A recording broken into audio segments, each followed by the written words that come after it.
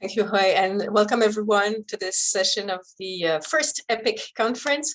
It's an exciting session that we have today, focusing on access to education, and we'll see that the presentations also provide a lot of insights on the importance of location of the schools, of the regions, of the different countries amongst themselves. And so it's going to be a very interesting discussion.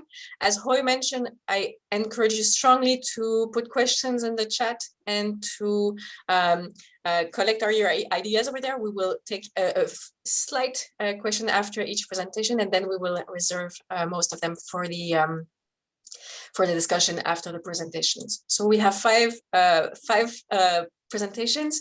I guess we should start already by the first one. So William Smith, Antonia Voigt, and Batjargal Batkhuyag. Well, you are senior lecturer at the University of Edinburgh Education and International Development Department. Antonia, you are a doctoral student at the University of Bristol Graduate Schools of Education.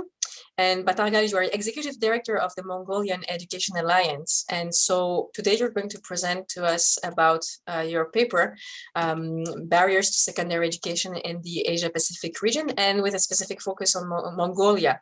And you, well, in the discussion, we can talk about the larger project in which this is taken from. So without further ado, I leave you the floor, colleagues, and I encourage all the participants to put their questions in the chat. Excellent. Well, thank you, everybody. Can we see the presentation? Yes, it should be in presentation mode. Yes, great. Excellent. Go ahead. Thank you, everybody. Well, my name is Will Smith. I'm at the University of Edinburgh, and I'm presenting on behalf of the three of us today. We'll be sharing the presentation, but this is part of a much larger project on the universal secondary education in the Asia-Pacific region, which was motivated really by the expansion of education, I guess the expanded focus of education from the SDGs, where we stopped looking just at primary education and started looking at how we need to develop the other levels of education, including secondary. That, combined with the fact we have about 200 million secondary age children and youth around the world still out of school, really motivated this study, and over half of them are in the Asia-Pacific region. So in addition to ourselves, we have colleagues from UNESCO Bangkok on this project, ASPE and BRAC University in Bangladesh. The collective team tried to answer three questions, which is first, how are countries in the region trying to adapt to ensure universal secondary education is met, focusing specifically on the political, cultural, structural, and economic barriers in the region, and then how do these barriers intersect to further disadvantage? So the full report, which I'll put a link to in the chat in a bit, focused on 4 countries, Bangladesh, Laos, Mongolia, and the Philippines. And today we're going to focus on Mongolia. So in a second, I'm going to ask Antonia to talk us through some of the statistics of the region, kind of compared to the global. And then Batja will be talking about the Mongolia case study, and I'll do a very brief conclusion. So Antonia, it's over to you. Hello. So the access to secondary education and worldwide and in the Asia-Pacific region can be measured in several ways. For the purpose of giving a very quick overview, we're just going to be focusing on out-of-school numbers. Worldwide, UNICEF estimated in 2021 that there are about 61 million children out of lower secondary and 137 million out of upper secondary. As we can see in the graph, these numbers translate roughly into 1 in 6 being out of lower secondary and 1 in 3 being out of upper secondary. The Asia-Pacific region in green sits roughly in the middle of the regional extremes. Next slide. Yeah. Our analysis of the out-of-school data between 2000 and 2020 for the Asia-Pacific region has highlighted 3 key features. Firstly, most countries have made steady progress towards increasing access to secondary schooling, but the gender gap and parity have been more resistant to change. In fact, the gender gap has widened in about 50% of the countries, and the gender parity has still a 1 to 2 to 4 ratio, where for every country with an equal gender parity, 2 have higher female out-of-school rates, and 4 have higher male out-of-school rates. Next, please. As the region has made steady progress, the big question is it going to be enough to reach the 2030 goal of universal access to secondary education? Our projections suggest that it is unlikely. As we can see in the graph, using out-of-school rates again, our project found that in only 8 of the Asia-Pacific countries, 8 will have access to lower secondary and 5 will have access to upper secondary. By 2030, out of the 30 Asia-Pacific countries that do collect out-of-school rate data, 5 will have at least still 1 in 10 children out of lower secondary, and 15 will still have at least 1 in 10 out of upper secondary. This suggests that there are still key barriers to universal enrollment. Therefore, we want to spend most of the remaining presentation looking at the case of Mongolia. As we can see in the second graph, Mongolia experienced at the beginning of the 21st century very high out-of-school rates, with about 1 in 2 children being out of upper secondary.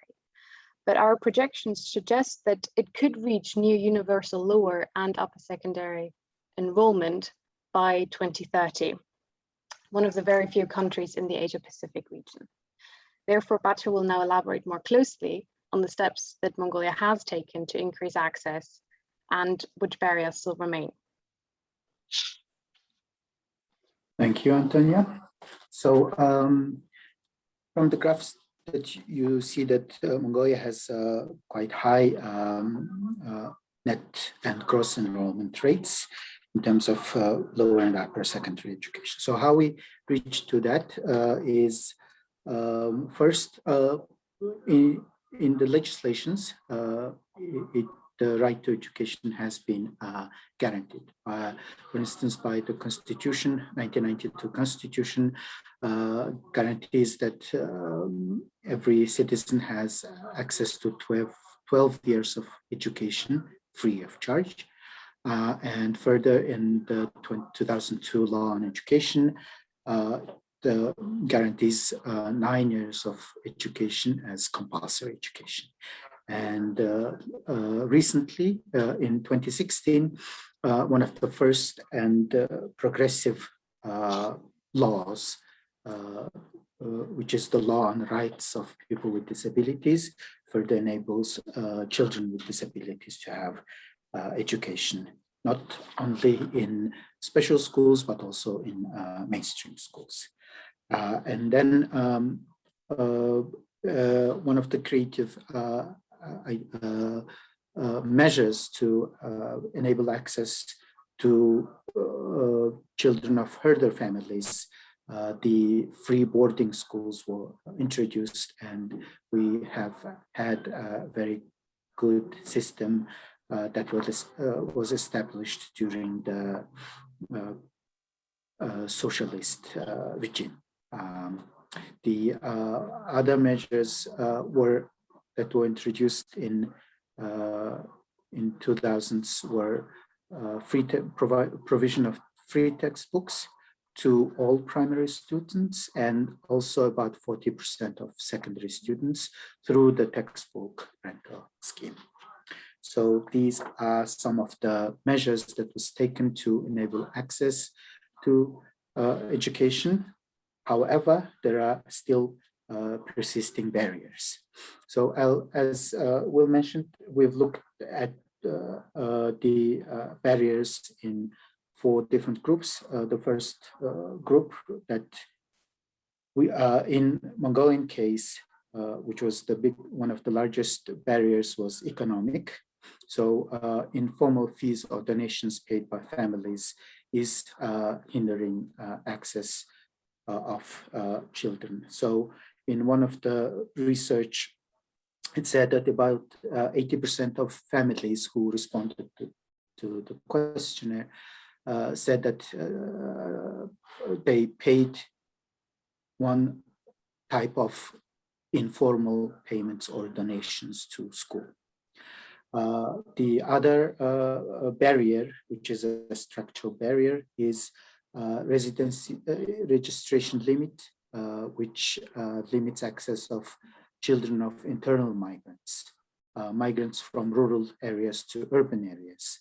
So in a study, it said that about 50% of internal migrants lack registration, which is needed for their children to access school. An example of cultural barrier was that boys are underrepresented in secondary education, and up you go in the education's level, the boys' representation goes down. The other group of children that have less access to education are children with disabilities. Even though about 60% of children with disabilities have access in primary education, it goes down to 14% at secondary level. So what needs to be done?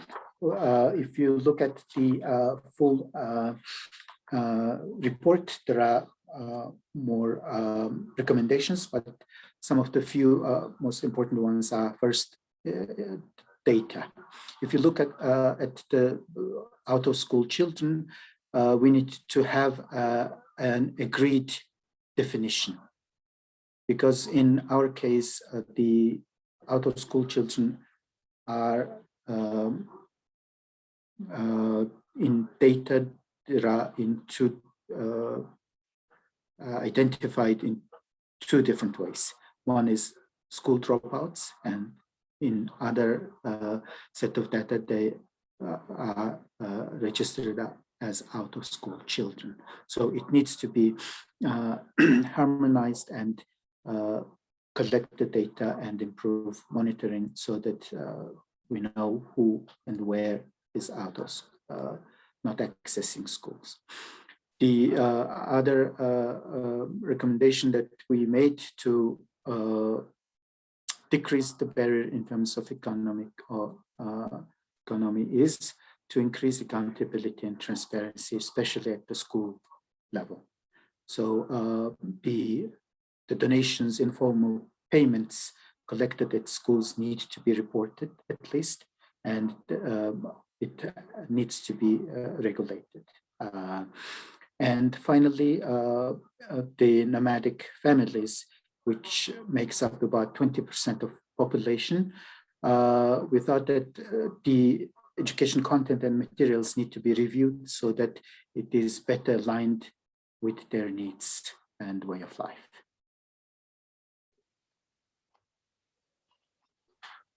Okay, thanks, Batja and Antonia. So we've heard from Batja about some of the common barriers in Mongolia, and while Mongolia is a very strong example of a country making progress in the region, the barriers aren't necessarily unique to Mongolia. So here we can see across our 4 case studies that, for example, embedded cultural beliefs and stereotypes seems to be consistently restricting access to different groups of individuals in our 4 countries. So when we look at these different barriers, we started initially with this sense that there are 4 different barrier types, which we've discussed already. But as we get into the country examples, it's really difficult to distinguish between the 4 different barrier types. And you see that there's a lot of different overlaps, especially with cultural barriers and all the different barriers.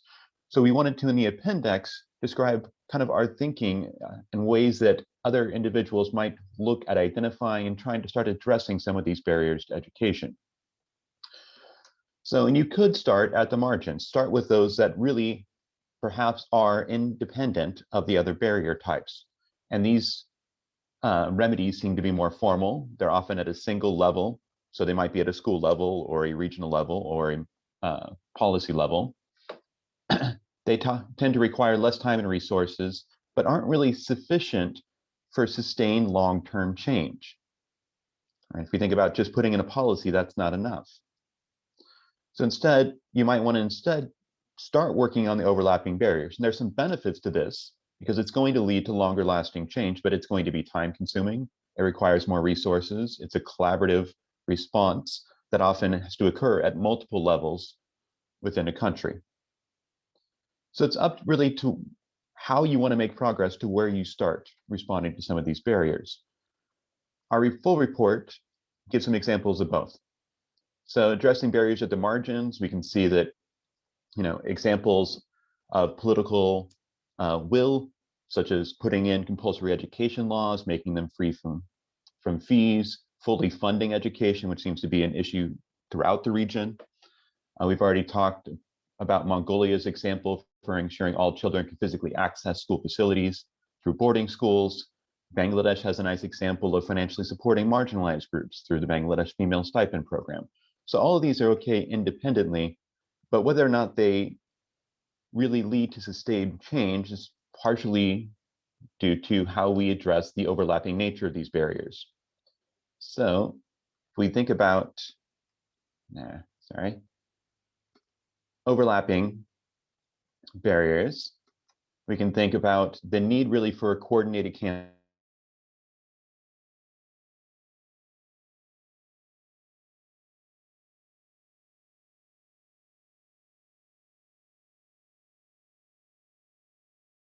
and identify the barriers themselves and the community needs.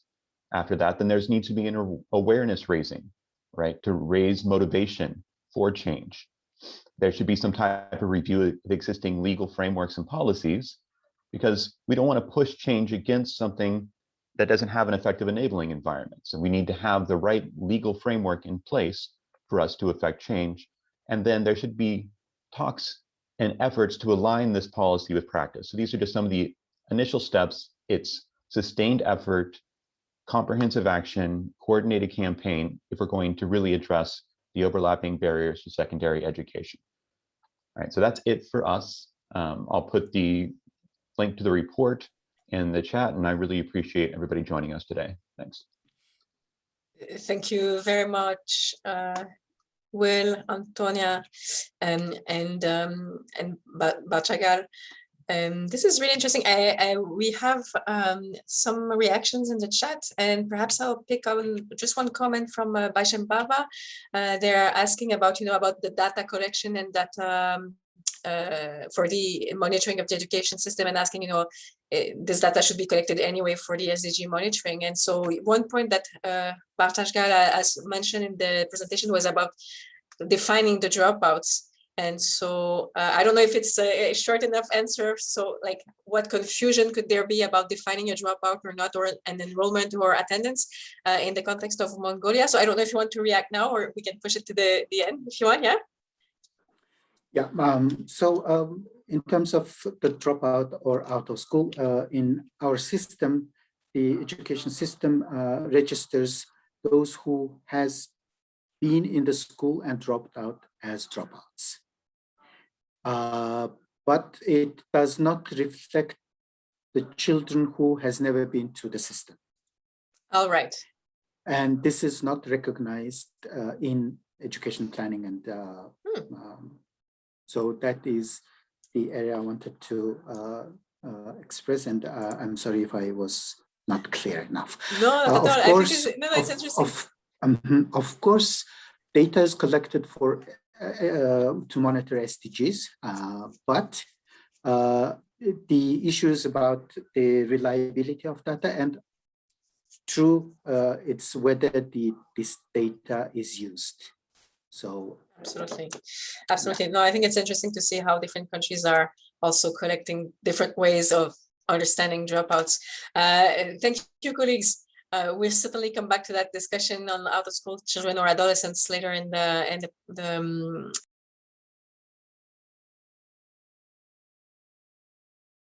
No, Amélie, you're muted. Oh, sorry about that. Thank you so much, colleagues. We'll certainly come back to the discussion of out-of-school children and adolescents later in the panel. Now we'll give the floor to Kamila Kovyazina and Victoria Nem. You're both researchers in public policy at the Public Foundation Paper Lab. And today your presentation is about index of inequality of access to high-quality secondary education in Central Asian states. And so I leave you the floor, and don't forget to include all your questions in the chat box if you want to express your questions over there. Thank you so much. Kamila, Victoria, now it's your time. Hello, thank you for invitation. Всем видно, да, презентацию? Видно презентацию, да? Can you see my presentation? Yes. So thank you. So we have prepared this presentation based on large-scale research in Central Asia called new aspects of the educational differences in 2021. Of course, we do understand that this information is interim only. We are finalizing our research report, but we just wanted to share some information about the IDA QSC levels. So why is it so important to measure the access to quality secondary education in our countries? Because secondary education is mandatory and it should be comprehensive and universal for all the citizens. So actually, it is believed that any child born in our countries has the right to secondary education. And of course, it seems that, well, why should we have any disparity or inequality in education? But we, of course, all understand that we all have certain inequality between urban and rural areas, between different genders, etc. That's why we decided to investigate it deeper into this topic and to understand where, in which particular aspects we have this inequalities. And of course, we found out that this issue of inequality in secondary education started to be studied in 1970s.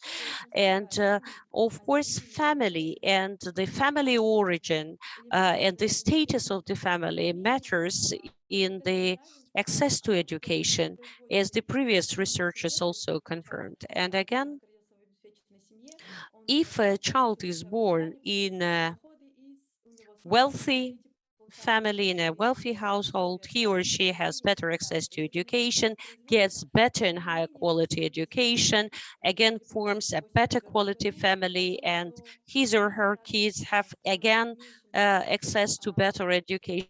And it seems to be a vicious circle, and it also works the other way. But again, recent research shows that in some cases, the quality of education matters even more than the status of the family from which the kids originate. So that's why if we speak about equity and equality today, schools are exactly the institute that can become sort of a brick in building the equality in education, so that our kids would start on the equal playground level and move on from it also equally. Again, we try to measure the inequality at the regional level and also to pinpoint certain projects. We wanted to identify specific regions where, for instance, schools are faced with problems with hygiene, for instance, and many others. We wanted to collect the information, to calculate the statistics. So what did we do? We did expert interviews in order to identify the most problematic topics. We also conducted focus group discussions with parents and school children, and we also carried out some desktop exercise, desktop research, specifically existing literature and scientific articles on these topics. And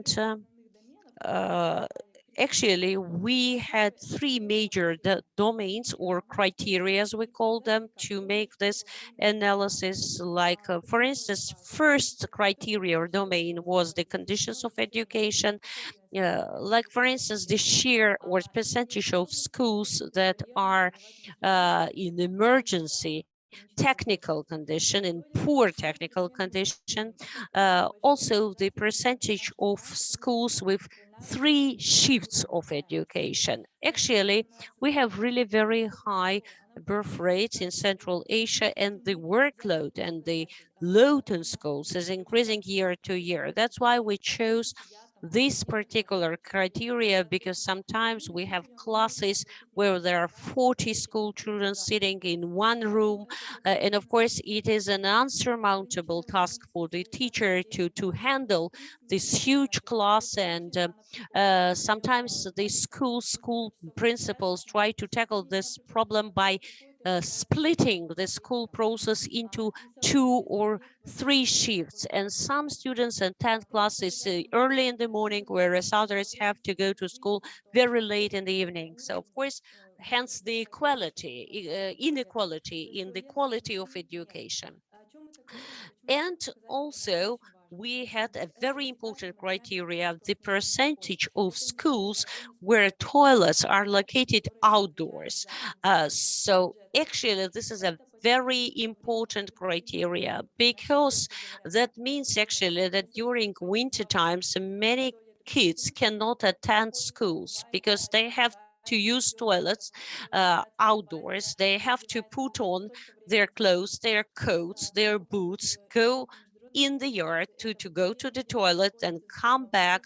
And of course, there is a huge problem with girls attending schools, especially those girls that are in the age of puberty, because for several days, these girls, they just like are very reluctant to attend schools because they just don't want to use these outdoor toilets. The second domain on which we based our analysis was actors, and of course, major actors are teachers. So we focused on criteria such as the percentage of teachers with higher education, the number of students per one teacher with higher education, the the ratio between the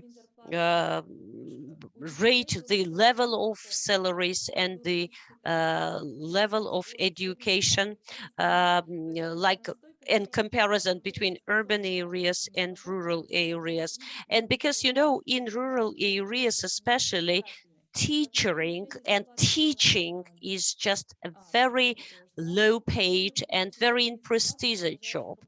And we also evaluated the criteria of the percentage of 11th grade graduates, or those who actually graduate the full circle of school education, who continue their education on, because many kids who finish school, they don't go to universities, but they prefer starting to work in order to help their parents sustain the families.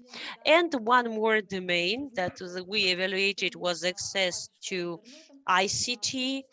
We focused on some specific criteria like internet coverage, internet access coverage of the schools, the number of school students per one PC at schools, and this is especially important nowadays because amid the pandemic, it's not only important for school children to have access to PCs at school, but also to PCs at home. And we investigated also the cost and the affordability of, for instance, laptops for students and their families. Hello. In this part of my presentation, I wanted to illustrate some components of the index, and according to our analysis, the Pavlodar province actually was evaluated as most successful in terms of the quality of education, especially in terms of the conditions of education, and Mangistau province actually was the last according to the quality of education and the quality of staff. I would also highlight the problems with inclusive education, and these problems are not only specific for some region or for Kazakhstan, but they are typical for the region in general. And of course, all the governments, they declare that they understand the importance of inclusive education, but at the practical scale, many actions, many measures stay on paper only and stay formal only. And many schools report that they have conditions created for inclusive education, but in reality, this is limited only to some changes in the physical infrastructure, whereas most of the teachers, they lack qualifications and skills to work with children with special needs. And in general, we can see that this society is not prepared for inclusive education. Even parents of children with special needs are reluctant to send their children to schools because they say that their children are not provided with necessary conditions there.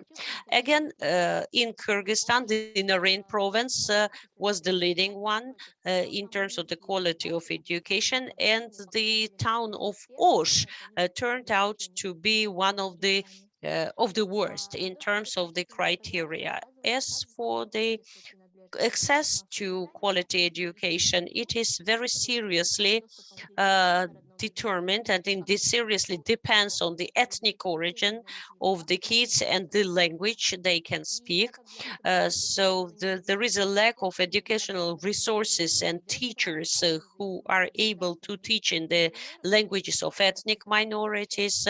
Like, for instance, there is an Uzbek cultural center in Osh, and they have to translate all the textbook to the Uzbek language, and they do it themselves and they pay for it themselves because there is no funding. And again, there are differences in the access to education by gender, because girls have a lot of home chores they have to do, and of course it limits their ability to attend schools. And one more factor, many parents do not consider education as something important for a girl, because they believe that the girl's destiny is to marry and then to be dependent on the husband, and it's boys who have to be invested into. In Tajikistan, we also could identify gender motivated factors affecting the access to education. In Tajikistan, there is a very high percentage of early marriages among girls, and according to the official statistics in 2017, for instance, the percentage of marriages with girls in the age of 15 to 19 was about 44%. And again, it is widely believed that once the girls finish school, they have to marry, and sometimes they marry even before they finish school. So again, according to the edicts, some Republican subordination provinces were the last in terms of the quality and access to education. And in Gorda-Badakhshan Autonomous Province, the situation was the best. And now the last country, Uzbekistan, the Khorazm province was the leading one. It shows the highest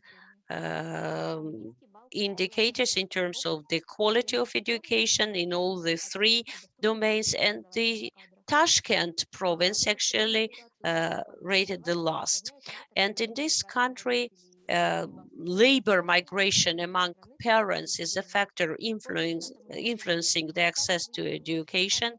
It's either domestic migration or external migration. In some cases, even both parents leave the country to become labor migrants elsewhere. And this lack of parents in the life of kids, of course, has an impact on their development. They have to acquire certain responsibilities very early, and of course it deteriorates their success at school, and they are also more vulnerable to child labor exploitation, because actually there is nobody at home who would protect their interests, and they have to engage into labor very early in order to help the caretakers, and they also have to help their parents or caretakers at home in some farming activities if they live in rural areas. So in conclusion, we can say that in our countries, inequality in terms of access to quality education is not considered to be a problem. It is not officially considered as a problem. And still, as Kamila mentioned, our educational system is under pressure, especially amid the high birth rate and the growing population. We have lack of teachers, we have lack of schools. In order to promote the index, we need to improve the collection of education-related statistics. We need to improve the quality of regularly collected data. We need to refocus this index from regions to specific schools. So if we evaluate the schools year to year, it would give us a chance to pinpoint specific problems at specific schools and address these problems specifically. So that's it. Thank you very much for your attention. Our presentation is done. Thank you. Thanks to you. And congratulations for keeping on time. No, I think this is super exciting. I didn't see a specific question in the chat. There was a discussion maybe on the impact of COVID on the different policies that we can address as a group after the presentations.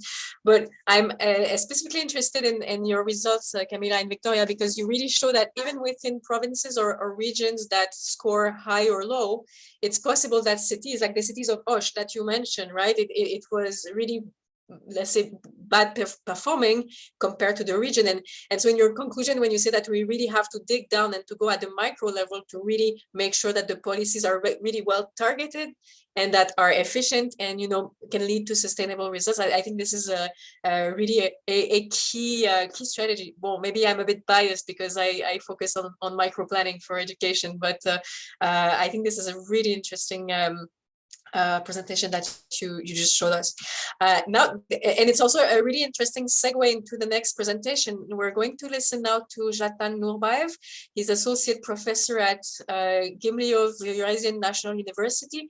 And Zhaslan, you're going to tell us about your research on inequality between students of rural and urban schools in Kazakhstan and the different tasks and prospects that are waiting for us. So I think these two papers really fit well together. So please, Dr. Zhaslan, go ahead. Zhaslan, sorry.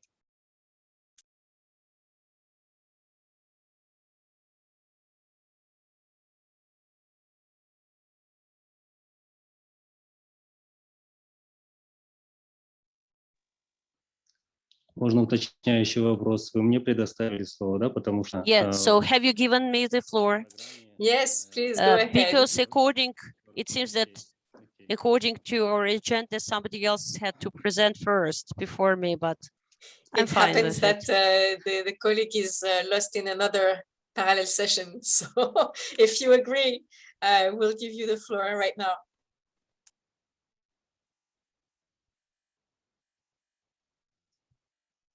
Да, хорошо. Скажите, пожалуйста, видно ли Yes, that's fine. Can you see my presentation on the screen?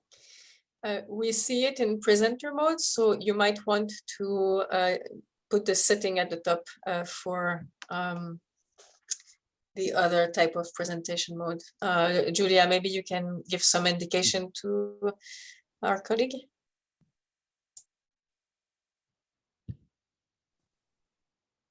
Так лучше? Хорошо. Здравствуйте, уважаемые коллеги. Я рад приветствовать вас всех на столь важном... Hello, dear colleagues. I'm happy to welcome you at this meeting. My name is Zhaslan. I would like to present on the topic of inequality between school children in rural and urban schools of Kazakhstan. This research study was carried out when I was during my internship at the George Washington University, and also in the frames of a research requested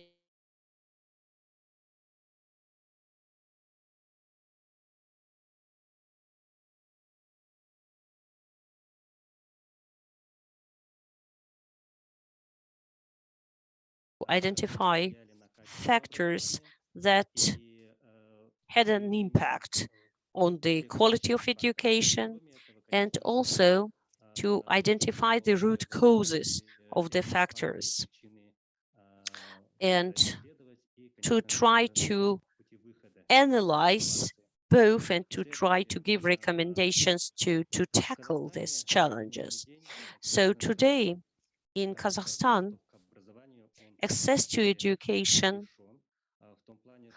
is actually universal, and the secondary education on the, I would say that every child has access to secondary education on the territory of Kazakhstan, but unfortunately, I would say that this access practically is not so universal and is not so equal. There are differences in access between schools located in urban areas and rural areas. And what are the specific questions, research questions that we try to answer?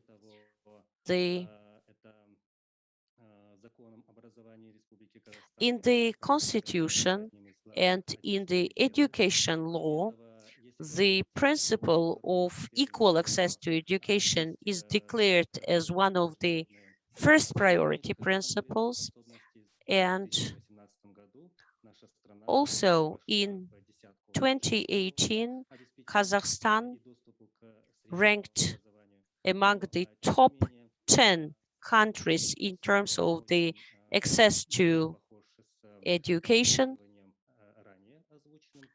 But again, the results were pretty similar to what Kamila and Victoria presented before. And specifically, why is this equal education principle or universal access to education principle stays on paper and is not actually practically implemented countrywide? Again, we use the following methods and resources. First of all, that was review of international as well as Kazakh research papers carried out by PISA, PIRIS, TIMSS, and others, most of them comparative studies. Also, we try to analyze the graduation tests and exams that are taken by all the students that finish school and want to enter universities. Also, in Kazakhstan, we have a comparative study regularly carried out in grades 4 and 9. So these are actually studies that also help to pinpoint and reveal the differences in terms of access to education and quality of education between cities and rural areas. We also analyzed some legal acts and regulations, specifically not only policies that are directly related to education,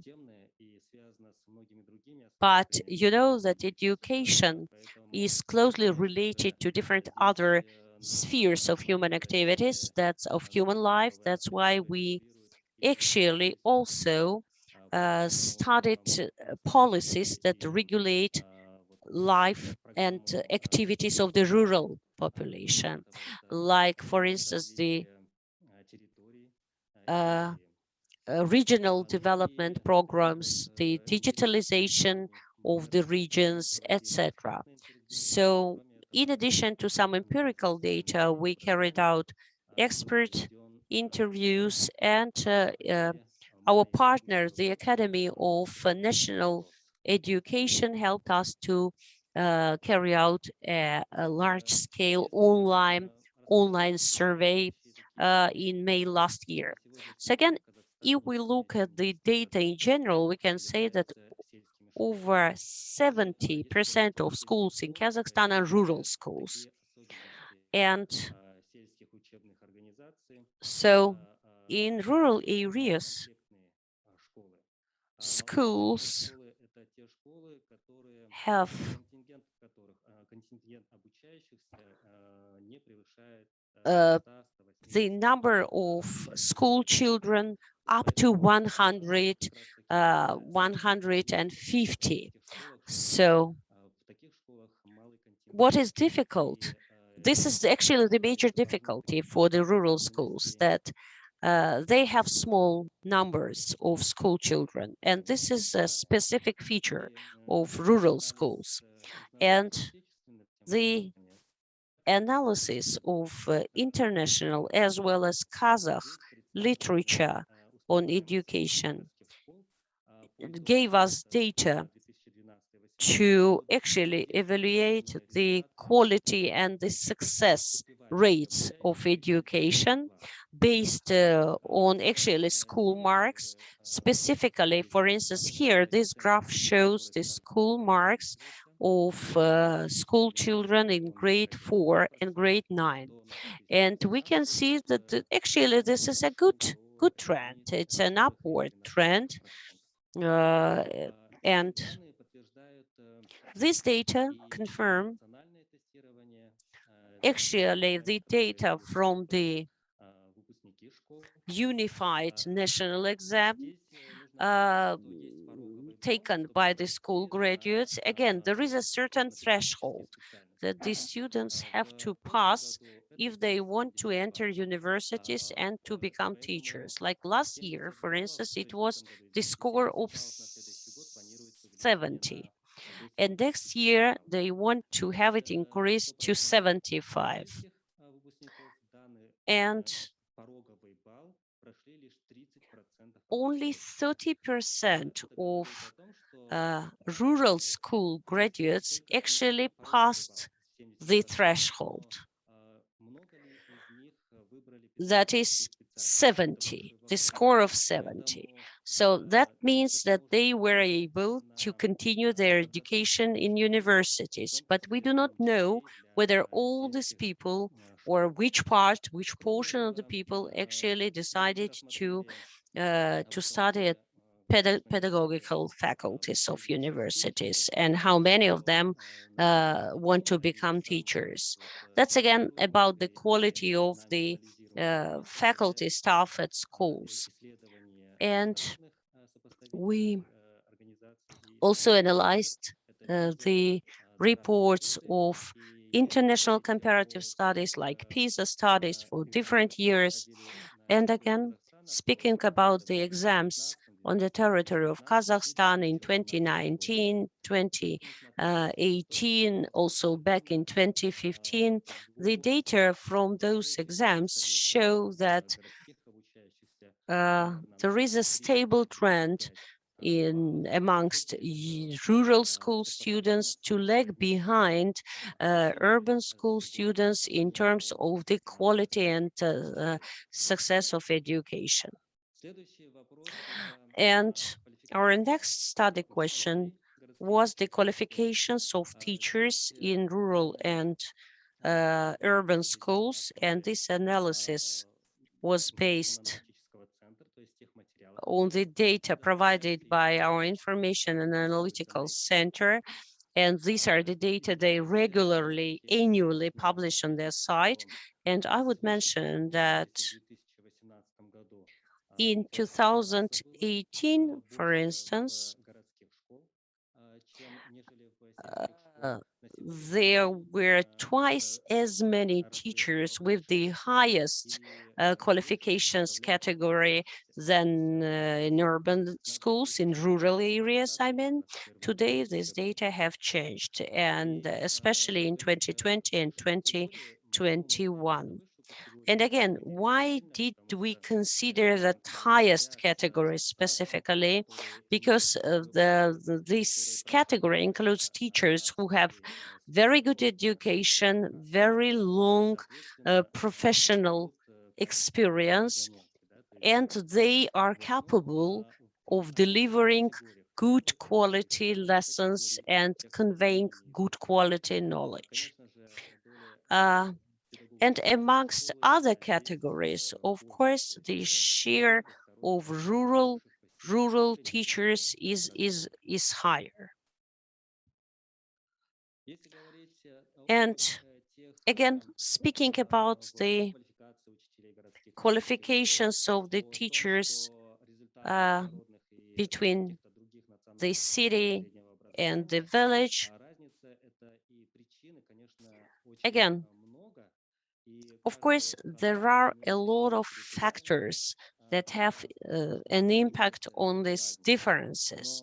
And of course, Kazakhstan is a very large country, and hence the differences because of the territorial difference again. But we decided to single out three key factors that have an impact on the situation. The first factor is the vast number of reforms.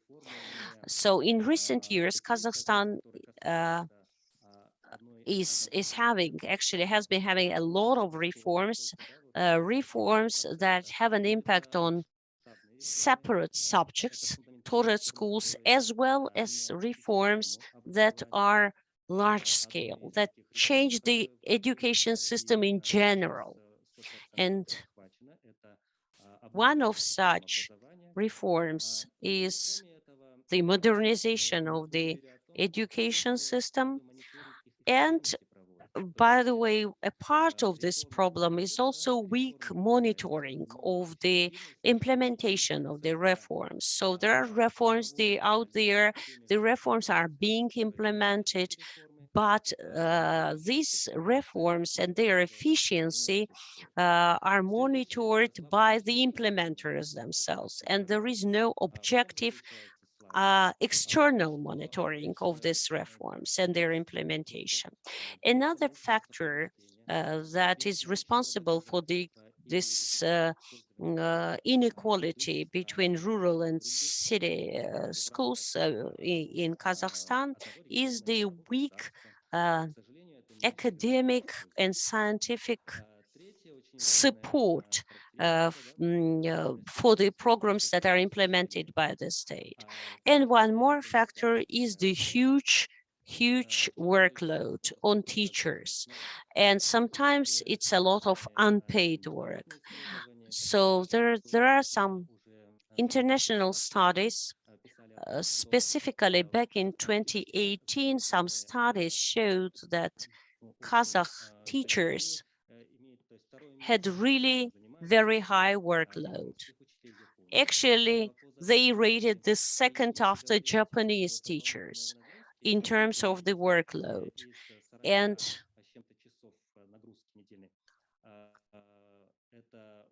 they usually have 40 hours per week of the total workload, and only 15 out of these 40 are the hours that are dedicated to academic teaching, whereas all the other hours are actually extra hours. And these are voluntary work hours. And unfortunately, these teachers have to support some resource centers. They have to do a lot of additional work that is primarily unpaid. And sometimes, for instance, school teachers have to assist some other schools that are located nearby and that have a lack of staff. And again, I repeat that most of this work stays unpaid. And of course, when then there is such a huge workload of unpaid work, it is very difficult to speak about the quality. Again, in the first half of this year, we carried out some expert interviews. We interviewed over 20 researchers, education managers, scientists, and teachers. And here is what we understood from the interviews. We identified three major barriers to quality education. First, financial and material support. Second is the quality and qualifications of teachers. And third, the management of education or administrative aspects. So again, speaking about this first big domain, funding, finances, and the material support, experts mainly focused on access to the internet, because in rural areas, the connection to the internet is very poor, PCs are outdated, and like according to the reports, to the annual reports that we get from schools, we can see that usually, officially, 95% of all schools have access to internet, but the speed of this access is about 4 megabytes per second. And in order to watch videos, you need at least 10 or even more megabytes per second. So that's why, for instance, amid the pandemic, many rural schools were not in a position to ensure online education or distance learning. Also, outdated computers, PCs, like actually most of the rural schools officially have computers, but in reality, most of these computers are technically outdated and they are out of order. And now, regarding the additional education, in rural areas, it is very difficult to actually arrange for some additional classes just because there are really few children of the school age, again, as I mentioned before. Zhaslan, I'm sorry to interrupt you. These are super interesting findings.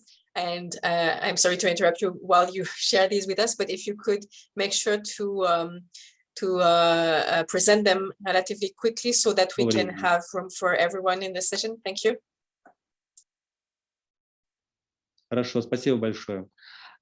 Итак, тогда я остановлюсь лишь на рекомендациях учителей. Okay, then I will move on to the recommendations of school teachers that we have thanks to our online questionnaire. And one of the most important recommendations is to minimize reporting and to lower the burden on teachers. And this is also, and also the quality of internet access and the use of the modern technologies, reforms, sustainability. Many talked about the return to the Soviet system of education and so forth.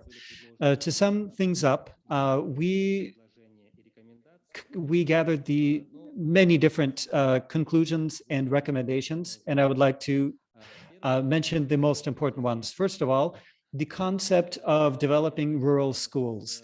This is necessary from this is necessary to deal with at a legislative level in order to create a concept. And this concept has been developed as part of the development of small schools, but it hasn't been passed yet, hasn't been accepted. And we would like this concept to be approved on the highest level and realized is a funding program for rural schools. Funding for the secondary education system is pretty good, and it's quite equitable for different schools. But in rural schools, we need more technical support, technical equipment. And finally, we need more digitalization in the education area of education. There's a program called Digital Kazakhstan, which involves many different areas, starting from international trade and ending with tourism.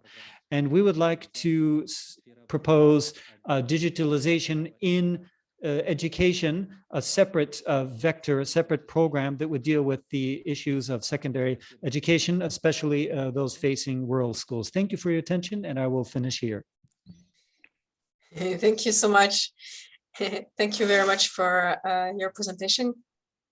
And I think that this urban-rural divide is still very common. And as you mentioned, sometimes when enrollment is universal, we think that local variations are not existing. And so this is one of the challenges that we see in many contexts. We have one last presenter that is joining us today. It's Yunus Hasanov. He works at the Institute of Educational Development at the Tajikistan Ministry of Education, and the presentation is on the psychological and pedagogical support for parents of children with disabilities. So in the context of the implementation of inclusive education. So Yunus, if you are with us, you could start sharing your presentation.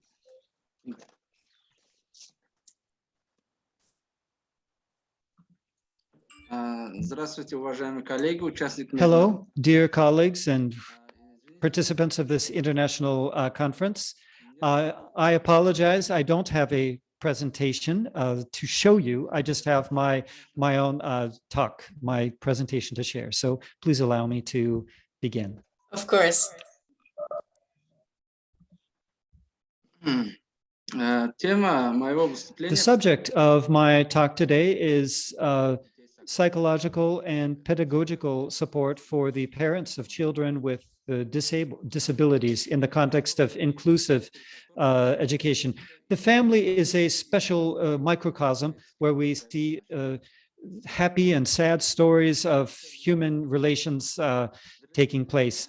And this forms the personality of the child. And for children with defects of a psychological or physical nature, it's very important to have a certain atmosphere in the family. The family needs to become a developmental area, space where the child can develop himself and learn to compensate for his natural disabilities, and gains the chance to deal with age-related issues and developmental issues. But unfortunately, most families which have children like this, we see a whole set of destructive tendencies. For example, the fear of loneliness, and the parents themselves need psychological assistance. But without these resources to create the conditions for the child's ideal adaptation, these families have a special need for outside assistance and support. And due to this, a lot of work is needed to effectively work with parents of these children, and to include them in the educational process. But not much is known about the needs of parents with disabled children. and how to improve their resources. As studies show, the birth of a special child creates certain risks and difficulties for the parents. The risk, for example, of social disadaptation. And the studies of mothers with of children with special needs show that they often develop a pessimistic outlook, and they often have a lower self-esteem. Often their values become somewhat distorted, and they lack self-control, and this changes life in the family and makes it harder to deal with the situations and challenges that arise.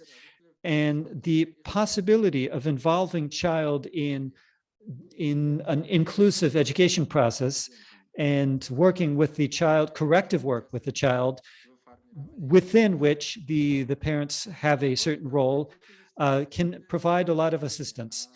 When these children, as these children grow up, the parents often have to, they often deal with difficult emotional situations, and they can develop unconstructive behavior models. Practical psychologists, as they develop, as they work with these parents, develop certain methods for working with the parents and working with the children together, and including the child in an inclusive education process. And what often happens is a change of the outlook of these parents.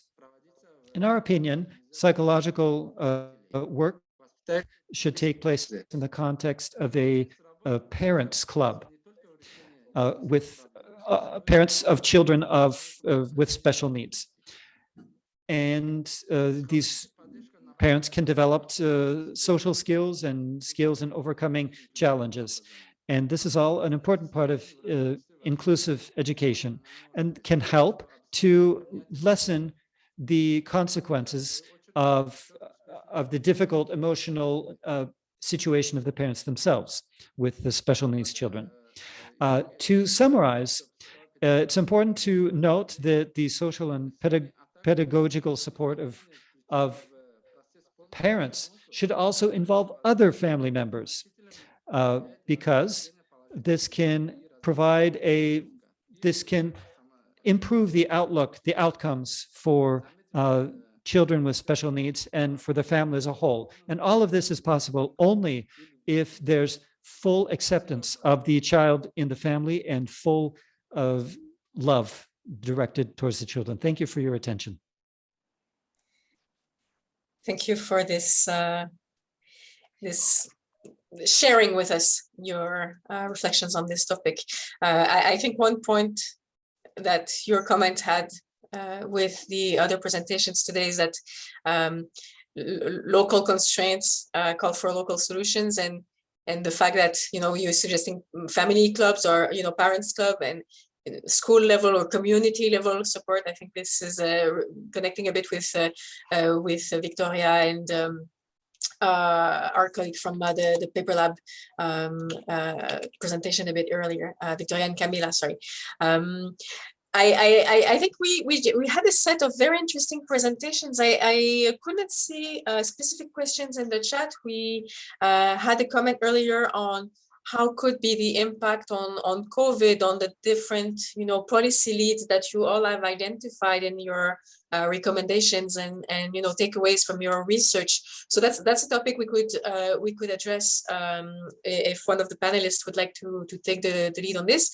But in the meantime, I would like to invite you all participants to insert comments or reactions, or share also your experience in the chat box. I'm looking at those who have their camera open to see if there is anyone who would like to raise a hand and take the floor to ask a question to our panelists. or if panelists would like to also react to the presentations of others during the different presentations. Perhaps I can throw a rock in the pond myself to say I think what was really interesting with your presentation, Zhaslan, is that you really looked at the discrepancies between, the rural access to computers, to ICT, to internet, and showing that even if computers are there or a connection is there, it's not necessarily the most appropriate way to either deliver educational contents or even for the teachers to feed back into the models. You mentioned one of the recommendations is to lower the burden in teacher reporting. But yet I thought it was interesting to have an online survey to collect this information, since one of your findings is also that connectivity is not really good. So could you tell us a bit more about how you think the medium for leading that analysis might have also affected the results, given that this connectivity is a challenge and this capacity to access to the internet? If you would like to make a comment on this one. Thank you very much for the question. Yes, I was talking about the quality of internet access in rural schools and that it's lacking. It's not as good as urban schools in terms of internet speed. But yes, we have internet access. A big problem is for rural schools to conduct activities such as what we're doing today, meeting together in Zoom, sharing experiences and views. This, for rural schools and for rural teachers, is an impossible mission. They don't have the capacity for this. But they have internet. They have, so they can open email, they can exchange information through email and so forth. This is accessible. So we're not talking about a total lack of internet. Yes, we have internet, but the quality of this internet access is quite weak. Yeah, absolutely. Thank you for this reaction. Oh, I thought, Noah, you wanted to add a question on this. Yeah, we have a comment on the chat box asking the colleagues from Paper Lab, first thanking them for their presentation, but also asking if we can read the full results of the analysis that was mentioned. And Kamila is reacting right now, saying that the study will be published in November. So now it's at finalization stage. I'm assuming that Kamila, you want to collect emails from anyone who's interested to receive a version of this report. Yeah, sure. As it is right now. Если кому-то еще интересно, да, пожалуйста, скиньте. Yes, if anyone is interested, please send us your email. We will send you the results. We can't wait ourselves till for it to be resulted. As for the issue of whether our results will be used by government bodies, since we launched the project, we've talked to the ministry itself and to different departments, and they're very interested in using this data. And we're planning a second stage, focus on the schools themselves. And we want to launch this effort, and I think we will be successful. And in this case, yes, the government bodies are very interested, and they want to know what other data could be gathered in Kazakhstan. Of course, it's more difficult in other Central Asian countries, because in some countries, our study was conducted in a kind of half open, half public manner, because the government structures might even persecute us for it, because it shows an unpleasant situation. For example, if 80% of schools, the bathroom is outside, nobody wants to talk about this, because it's nobody wants to think that this is possible in our countries. And this is a clear sign that things aren't okay, not just in the schools, but in the country as a whole. And so we can't we can't expect that the leadership of each country will accommodate us, but we're doing our best. Thank you for these comments. You can tell them that many French public schools also have the toilets outside of the building, so it's a global issue. No, I'm looking at the chat, a lot of thank yous for presenting the research. If I'm allowed to ask another question, maybe if I turn to the colleagues in Bristol and in Edinburgh and in Mongolia, so William, Antonia, and Batjargal, if you could tell us a bit, maybe your insights. I don't know if it's in the full report, but I would be curious to know if some of the interventions that you listed, you mentioned a few measures that were already put in place on the reason, like explaining a bit how Mongolia could reduce so much the out-of-school adolescent population. And so I was curious to see if there was a clear distinction between what works well at the upper secondary level and what works better for lower grades in secondary education. I don't know if you have these insights available.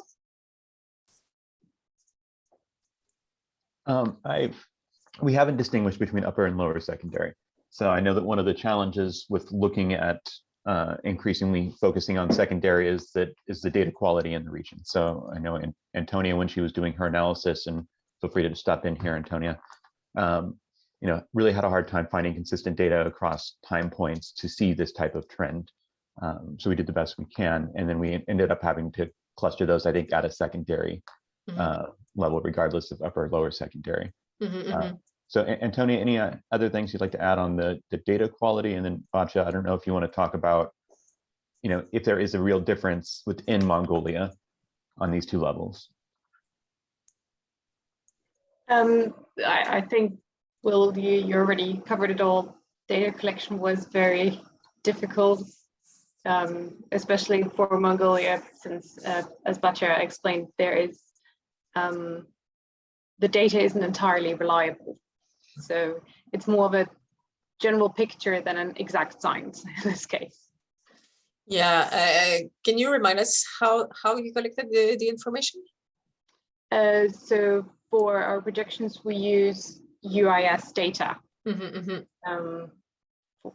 For all the countries, of course. So they're comparable.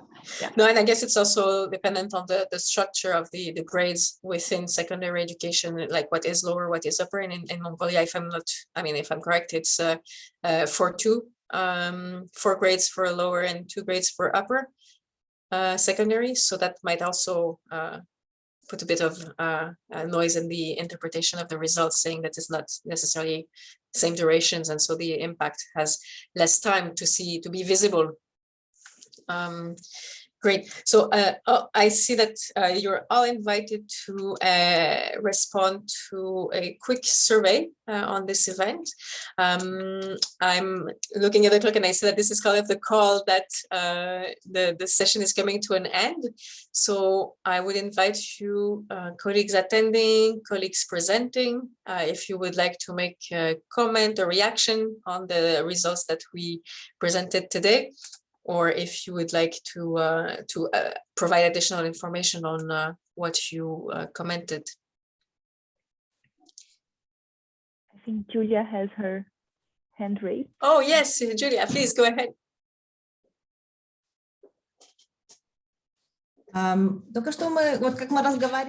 We have just been talking about data, and Ruslan talked about this in his presentation.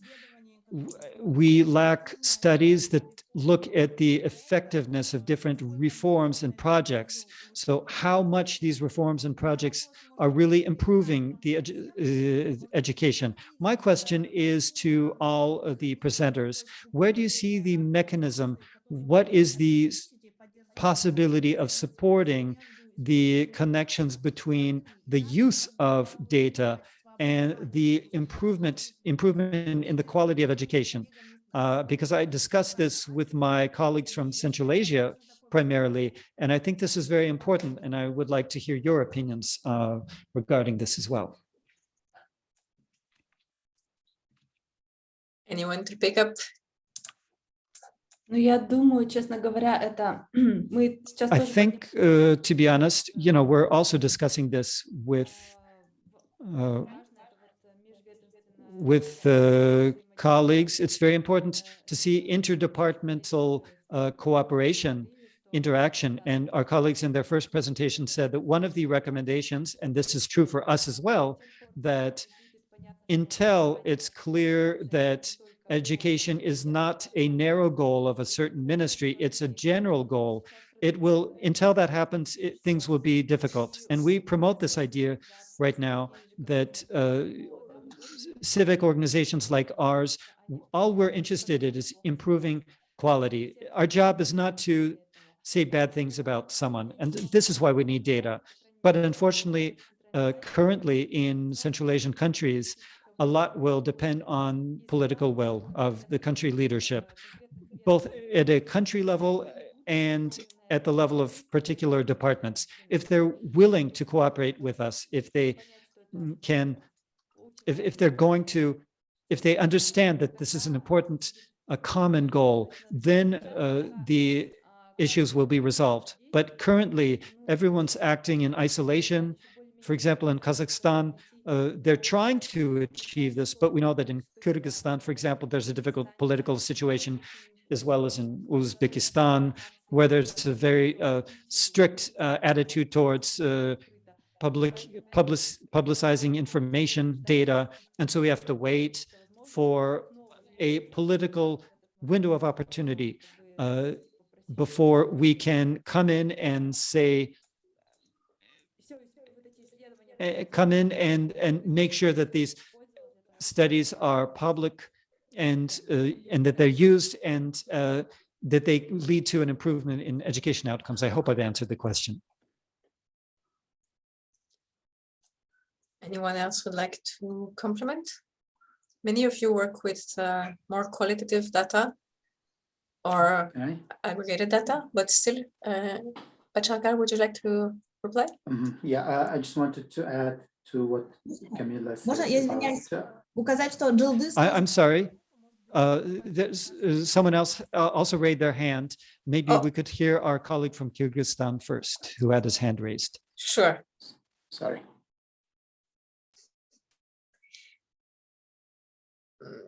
So who was it actually? I don't see the hand, that's why. Жылдыз подняла руку, и Batjargal. Жылдыз and Baldal also wanted to say something.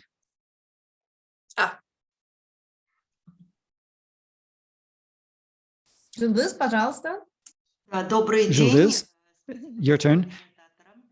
Hello, thank you for all the interesting presentations.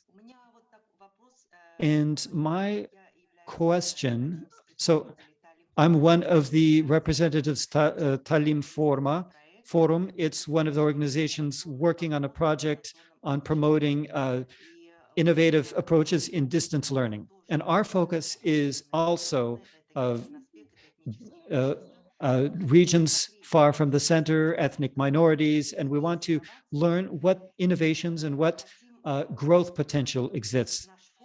And we want to focus on vulnerability factors and find what innovations exist in distance learning. And my question for our colleagues here, because we're starting a project which is part of a more global process of studies and resolving these issues and discussing them. And so for this, we need a lot of studies and involvement and collective discussions of these important questions. And today we had our official presentation of our project. And so my question to all of my colleagues here is that we've heard from Kazakhstan, Uzbekistan, Tajikistan. Have you come across innovations that respond to the forced transition to online learning? So innovations relating to organizations, not just technological and pedagogical innovations, but innovations having to do in the context of distance learning. And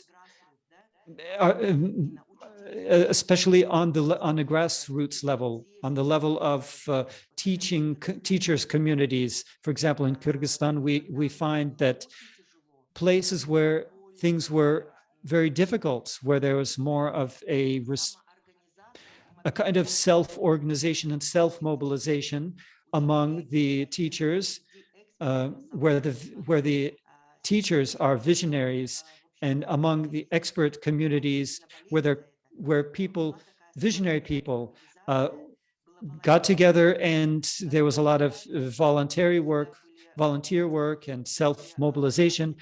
We found, responses in Mongolia, for example, where nomad children aren't participating in education, and maybe and there are special initiatives, for example, to organize mobile education resources to transfer them from community to community, create these groups of teachers which are ready to visit these families, provide them with information, and provide them with homework or check children's homework.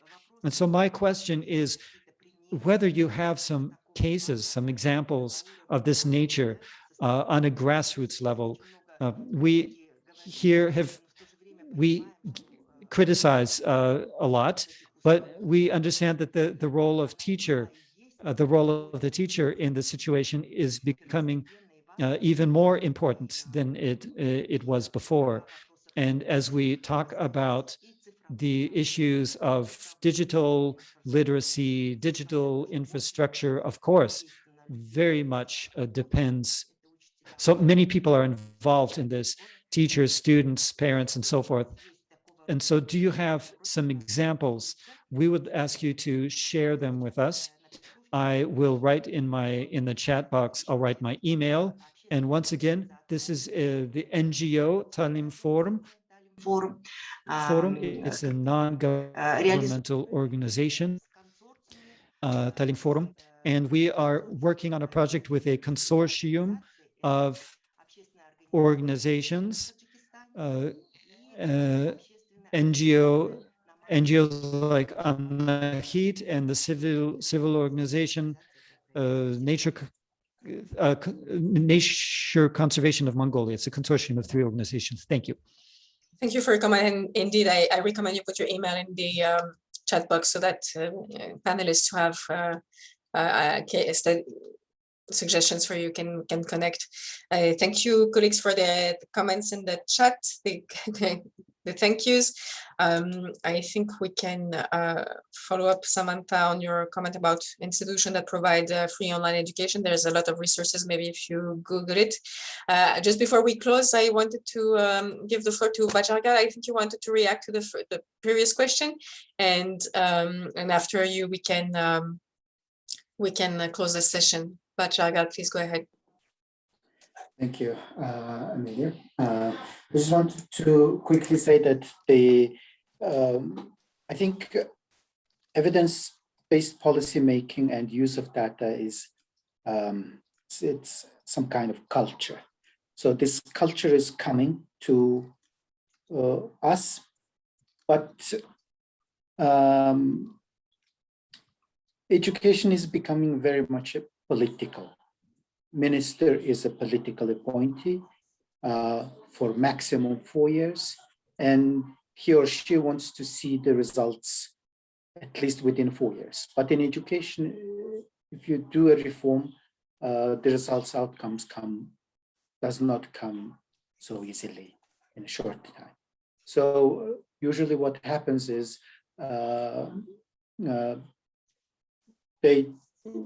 the political appointees try to come up with quick solutions. And usually there is no evidence or data to back it up. So that is one of the biggest problems. That's what I wanted to say. And in terms of the mobile teachers or mobile schools, we already had in Mongolia mobile kindergartens and mobile teachers to provide early childhood education for quite some time, even before the pandemic. And we are happy to share information about this with colleagues. So. Thank you for this complement of information. I used to work at UNESCO Institute for Statistics before, and we always said that data comes walking, but it leaves running. Trust comes walking and it leaves running, and so we have to make sure that these interaction between data production, data use, and the political level remain trustful enough. Colleagues, I think the session comes to towards an end. I would be really, I take one more minute to say thank you to all panelists for coming today and to joining us for presenting their research. Thanks to all of you who attended the session and also contributed to the discussions. You can contact, of course, the organizers from NORAG and continue the discussions not only today, for the next sessions, but also for the next events next week or in the future. I'm looking at Hoy to make sure, Marina, to make sure that we can close the session. Maybe you have some comments, yeah? I do have some comments. So we have our next parallel sessions, 7 and 8, starting at 1:30. So that's in like half an hour. So I also shared the link on how you can access the rooms in the chat box, but if not, then you can go to the conference agenda, and here you can see the thematic session 7, policy lessons on inclusive education, and click on join, and also session 8, inclusive education from policies to practice. So we look forward to seeing you in our next parallel sessions. Thank you, everyone. Thank you, everyone. Thank you. Thanks all. Thanks.